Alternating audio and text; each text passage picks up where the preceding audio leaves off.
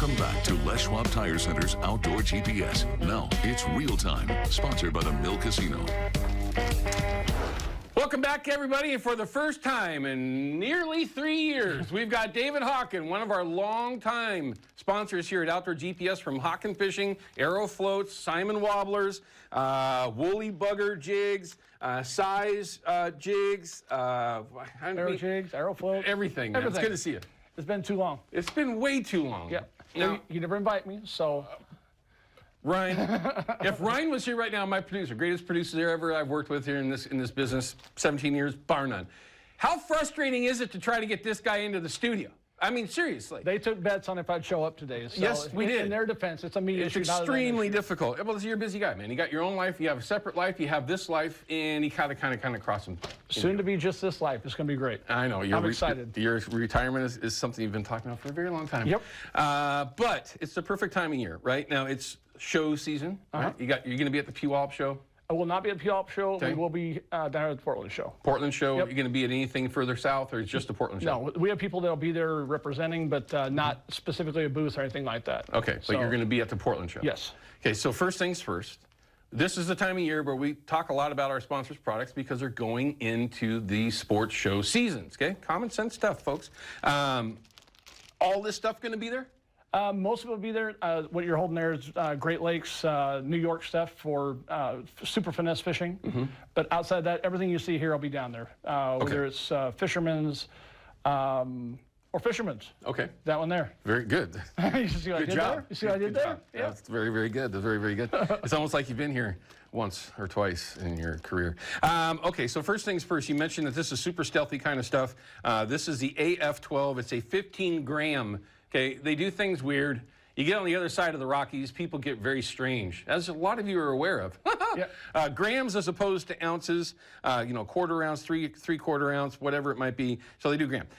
Everything is so low and clear here right now that if you were to think about using those kinds of setups with these really stealthy, really low clear water kind of concepts, you've already got all that stuff right here. I know you said Great Lakes, but we could be using it here as well. You can. And like I said, this is the extreme, obviously. I mean, this is one of the biggest ones they use over there for Niagara and so forth. Sure. But when you start getting into the stealthier stuff, the smaller, really finesse, to where, the steelhead are coming up, they're going to grab your gear, whether it's jigs, whether it's beads, whatever it is, they will mouth it and hold it. If you're waiting for your float to go down, you're missing fish. Right.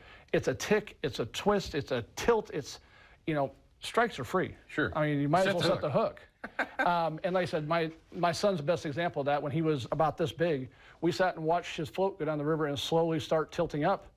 I was like, real. And sure enough, the fish had it the whole time and was swimming with it. Right. So when it gets low and clear like this, they're still coming to get in your gear. They're just not grabbing it and pulling it down. Right. They will, but don't miss those strikes that are just the little tiny ticks. And that's where getting really specific, like just for instance, for the majority of us, myself included, when you're talking about, say this is a 3/8 ounce float, right? And if you tie that together with the appropriate inline weight and then the appropriate size jig, where it balances the whole thing out at 3/8 of an ounce, it just takes the fish grabbing the bead or the bait or whatever it is, and that jig, or excuse me, that float going under. Correct. And again, super soft. Yeah, and you can even scale it back like you do on some of the items where you take a 1/4 ounce off of the entire program, and it's like a whisper. I mean, even the current will pull it down in certain situations, but that's what you need sometimes. Sure. But that setup you had there, the 3/8, the 1/4, and then the 1/8 ounce. the 1/8 ounce jig, that is absolutely the #1 go-to setup.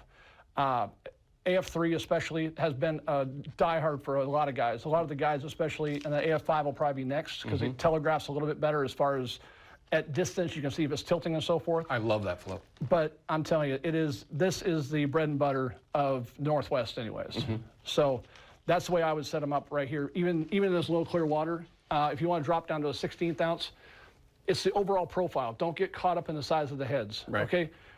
The head could be this big and the body is this big. It doesn't matter if it's, you're scaling up a 1/4 ounce. Right. You still want that float to sit pegged perfect straight up and down. Right. That's the key. And when you see it move any which way or another, like you said. Or stall. Hook or stall. Yeah. Okay. Myself, I'm old. I like it when it goes, done, what? Hey, where's my float? That's how it happens a lot of the times. Okay, so a number of different versions, and we've talked about this before about aero floats. If you go to Fishman's, you take a look at their selection, you're going to go, good night. Yeah. Which ones do I want to have? You're going to want to look at it in the sense of how you're going to fish, okay? If you're just going to run bobber and jig, and that's it, you're just going to stick with that, 3/8 ounce float, a 1/4 ounce inline weight, and an 1/8 ounce jig is the perfect setup, okay? There's so many different styles of these floats that are in the same weight range. AF3, I mean, honestly, it's one of the most knocked off floats out there. Well, we're going to get to one of the most knocked off floats that are out there. I think it might even be this chubby here. It can be overwhelming, right? So float or sliding systems are probably the most common if you're new at this, okay? A sliding system is by far the easiest way to go. I like fixed floats for a number of reasons, but jig fishing, it's always a slider. 99% of the time, jig fishing is always a slider. But you've got something that I haven't seen now. It's been forever since you've been here. A little bit, obviously. yeah. And he comes in with some floats that I've never seen before. High vis, all green and black. How long have these been around? It's about a year now. About a year. And like I said, we took our top sellers, made it high vis. When these things are laying in the water, I mean, you've got more or less that showing. Yeah. Okay, so if you can't see it, you're not going to know if your bobber's going down, whatever it is. Sure. So this is almost shockingly visible at a distance. So that's why we did this. And some guys don't like the gray bodies, they want the black bodies. Right. But again, I'll go gray body every time because there's a theory behind it. I'll give that to you if you want it. But nonetheless, it's just a high vis version of exactly what we have out there now, just to make sure the guys can see it at distance. Okay. Because our eyes aren't getting any better. I was going to say, as an old guy, I truly appreciate that. That and we like I can said, see it a little bit better. They are in this clear water. I mean, those are so bright that you kind of have to watch what's going on because they'll go under and they'll still look like they're floating. So they're bright. All right. So these are the bobber dogging line of floats. Okay. You've got the high vis large. Okay. The medium, by far, landslide, no question, most popular size for bobber dogging in the original style, the long version. Okay, we've talked about this. Bank guys especially, because they can put a slight angle on those things and get it to float. And like I said, people are always asking, what's the difference between the chubby and the standard? Chubby, a lot of guys are using them from the boat. The reason being is you're right on top of those things. You're just flipping it around. You can do whatever you need. But as this goes down the river, you can cant it slightly and catch some current against it, and it'll add that extra pull you need to get through the different slots. So, and we have some stuff coming out here. I'm not going to really reveal it today, but I got some really cool stuff coming. But we're going to wait for another 3 years before you come in and announce it? Maybe two, but that'll be here. But yeah, like I said, that's why bank guys are running these for the most part. Boat guys run these for the most part. The chubbies for the most part. Okay. We've talked about it for a very long time, manipulating the bobber to do what it is that you want the bait to do as it's being pulled along. Bobber dogging, that's the reason why that is so darn popular. And in these low clear water conditions, this is where I love the small size.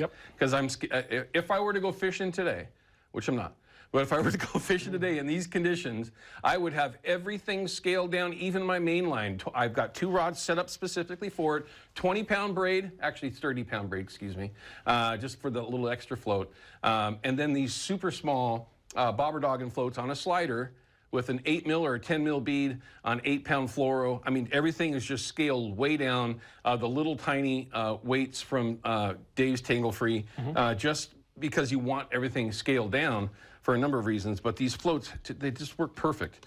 Hence the reason why they're knocked off by literally everybody now. They try. I said, we'll just keep doing what we're doing. I'm telling you, the quality difference between all of them, I get stuff sent to me all the time, and I'm not saying anything negative about anybody else, but this industry is crazy. Okay, number one, we could talk about that all by itself. I mean, you can't hold on to something because somebody's going to start grabbing a hold of it. But if you take the time and you were to look at Aerofloats and look at another version that's out there, again, all very, products that can help you catch fish. But in the end, the product, how it's built, how it's made, you're going to be hard-pressed to find one better made than an Aero, at least in my opinion. And I know what your opinion is. Okay. I appreciate it. We spend a lot of time. Those are all hand-turned on a makeshift lathe. This is all square foam when we start, just like you would like with a balsa float. So this is an injection molded. This is a incredibly time-consuming process. Oh, bowl. You just get a mashed. Yeah. I'm just talking. We just put a like mold out there. Just shoot it full. Shoot it full. Yeah. And that's what they do. No. Not these No, ones. these are. It is very impressive. Yeah. I mean, it's. Literally, they'll last for years. The little rings up on top don't break. Like, have you ever seen that? I'm sure that you have. And the tubes on the inside never bend. I mean, everything on, they're just very, very well made. It's nice having stuff that's made the right way. Put it that way. All right, let's cut to a break, though, because we've got a lot more to cover with David Hawken from Hawken Fishing. We've got to talk about maybe my new brand new favorite, soft plastic, soft bead to run modeled. Because he's telling me that it's not coming off. We're going to find out if that's true. Yeah, we'll get down to We got this. an experiment for you here. We'll get down to this. We'll be right back. Outdoor GPS is brought to you by Chevy Silverado and the impressive Turbo Max engine. Flex your muscle with the strongest, most advanced Silverado ever. Official truck of Outdoor GPS.